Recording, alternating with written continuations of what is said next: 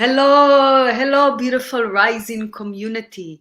Today I'm going to speak about self love. And we already all know that self love is key, it is important, it is vital for a content, happy, joyful, peaceful life.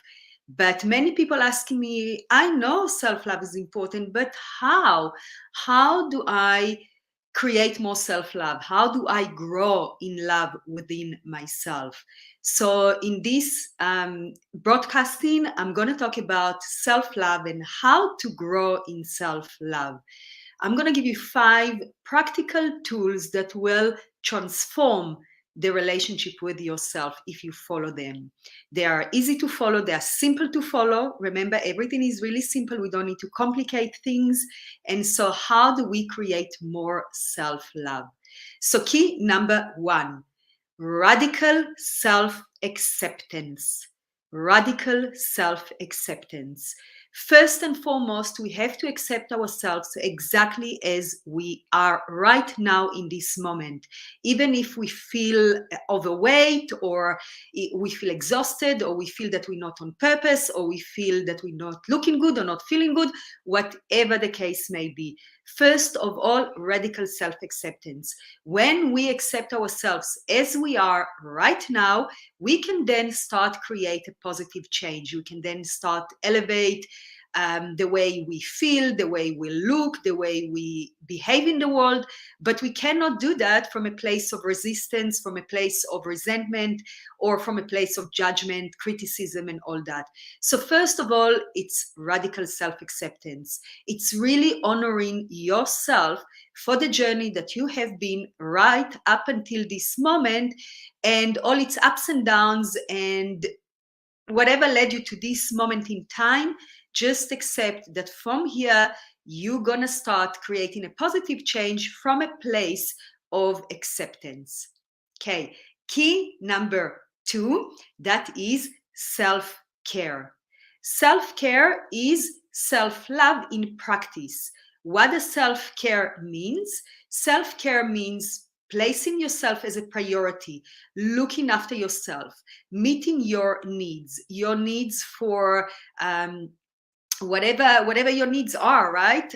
Good nutrition, exercise, enough sun, enough social time. Really placing your needs as the highest, even if you have, say, children, or elderly parents, or you have a lot of demands in your work.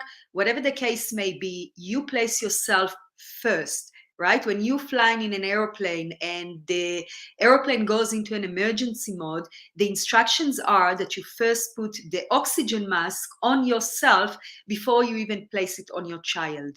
Because when you don't have that oxygen, you cannot do anything for anyone else. And if you will, then you will do it from a place of resentment, and not from an overflowing cup that you just want to give because it's overflowing and you want to share it with the world. So what are your needs, right? And how does self-care applies to you? I will say that the best hint is to follow your joy, follow your bliss. What makes you feel great? Do more of it, right?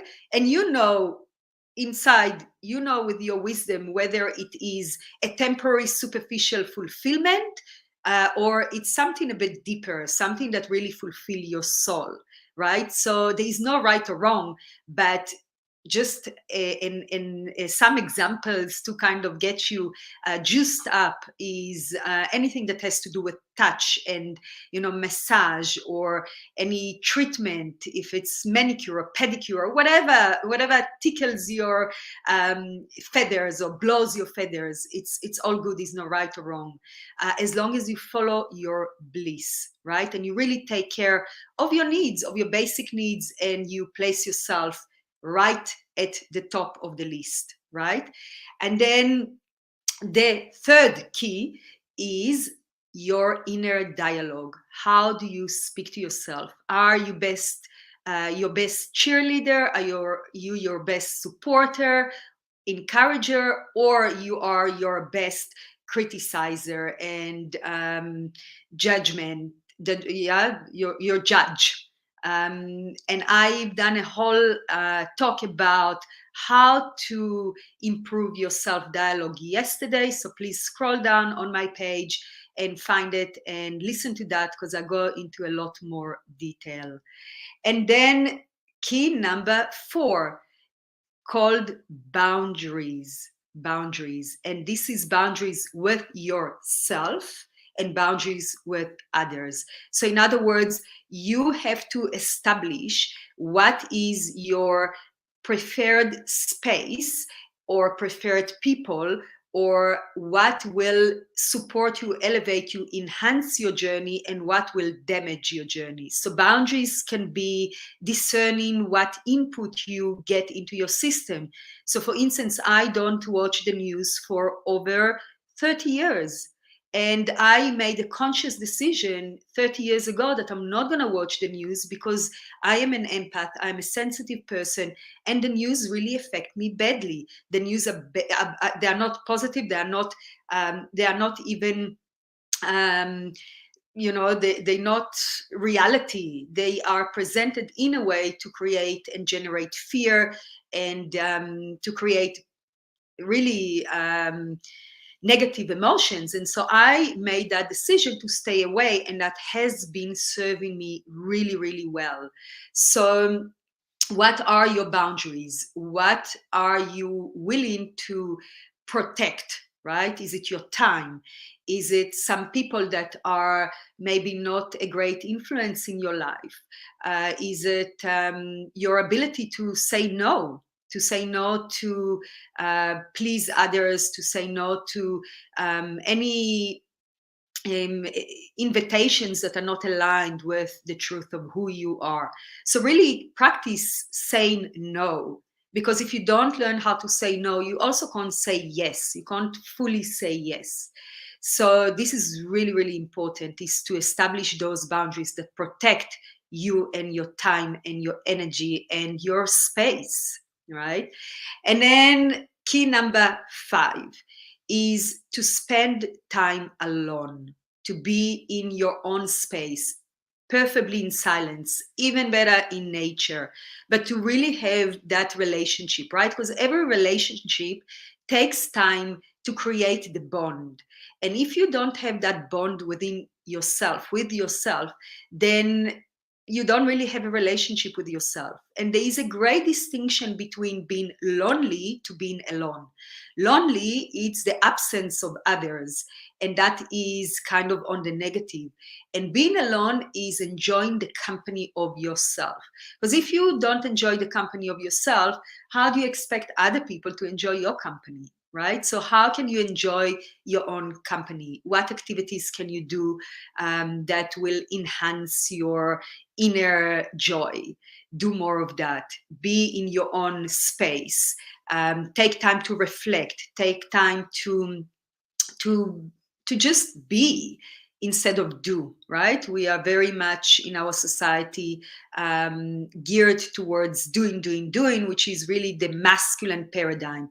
And it's good and it's important, but not less important or less vital than being, right? We have to have that balance between doing and being. So I hope that these keys are of value for you. If they are, please let me know. If you have more keys to add into these 5 keys about how to grow in self-love, please write it in the comments below. Share with all of us so we can learn from each other. This is by all means just touching the surface. It's not everything that can assist you in growing in love with yourself, but this is essential keys. And I also created an entire book for you, which is all about how to grow in self-love. And I will add the link to that book for free. It's going to be in the first comment, so you can download it, you can read it. It's profound. It's going to change your life. I have written it over a long period of time.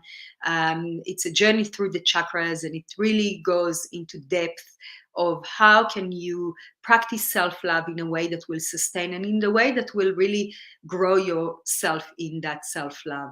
So from my heart to yours, let's grow in self-love, because a person that is loving him or herself, they are contagious. They are a shining light, and one can feel it, right? I always say that we are all beautiful, and that inner love, when you feel comfortable in your own skin, that's what makes you even more beautiful.